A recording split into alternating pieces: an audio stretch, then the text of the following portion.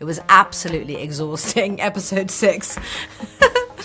When I first read the script, I think I probably had the same reaction to reading the script that I think audiences will have when they see it, where you just, oh no, oh God, oh no, oh my God. She didn't just say that. They didn't just do that. Oh my God, what are they doing now? I mean, it was like that reading it, you know? And the creative team behind the entire production, they really had done so much research and preparation, and we were sent 6 full episodes as actors, so we had the entire story right from the very beginning. And so I knew exactly what we were joining up to do, and I was just very excited to play something I'd never done before. I mean, I'd never read a character like this before, I'd never played a character like this before.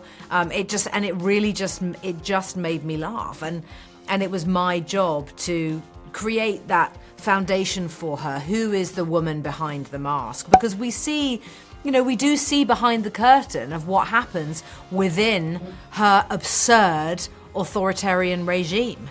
And you have to have a woman leading that who feels relatable in some way, but at the same time, she has to be dislikable.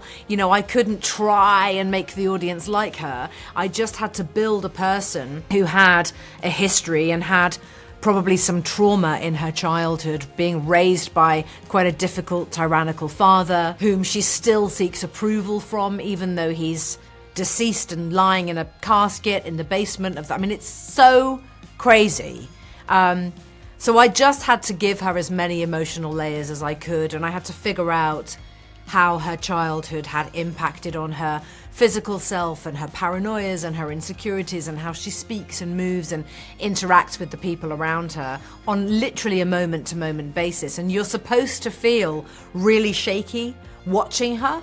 And so I had to sort of create that experience for myself in playing her. Well, I think we approached it very much like the satirical drama that it is. It's not a documentary. It is not a retelling of real historical events. Throughout history, there have been dictators. For years to come, there will be many more. So people will automatically take from the show what they want to and draw comparisons. But for us, we had to really lean into the comedic, dark, sort of twisted side of this story and create these characters who you are allowed to laugh at.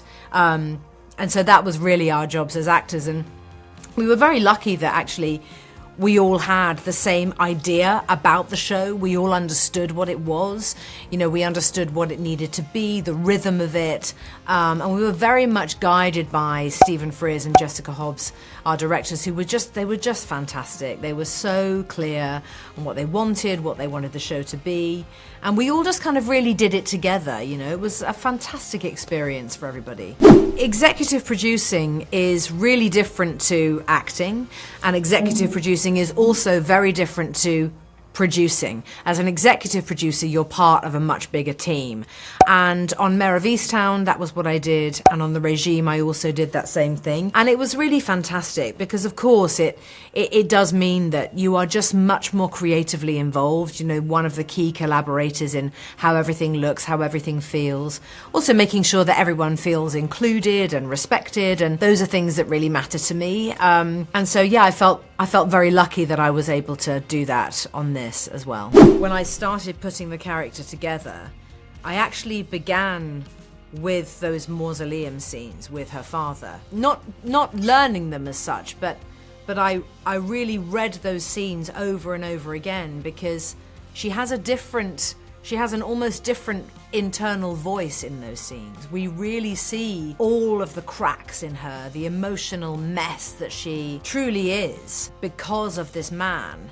And that, for me, gave me so many clues about her childhood, her life before, living with this man, being raised by somebody like that who clearly didn't make her feel loved.